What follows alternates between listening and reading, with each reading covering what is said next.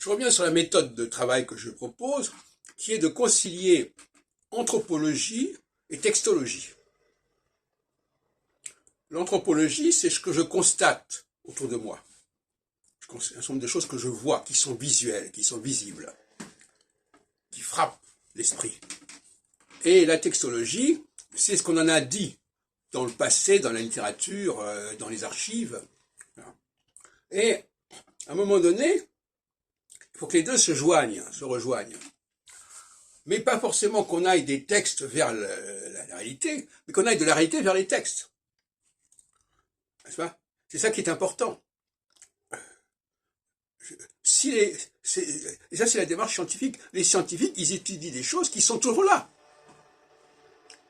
Ils peuvent revenir dans le temps, mais ils partent des choses qu'on peut observer. Et ça, c'est l'anthropologie. Qu'est-ce que j'observe? La textologie, les textes, c'est toujours forcément quelque chose qui date.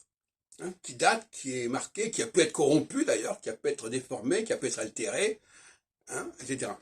Donc, si on veut justement restaurer la vérité des textes anciens, il faut se servir de l'anthropologie.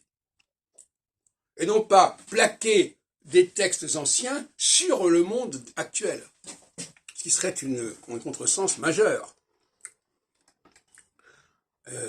Donc, c'est pour cela que moi-même, je suis à la fois un spécialiste de l'histoire des textes, de la critique des textes, et à la fois quelqu'un qui est très attentif à ce qui se passe dans le monde, dans la société, aussi bien dans le monde en général que dans le monde astrologique, puisque dans le monde astrologique, il se passe des choses.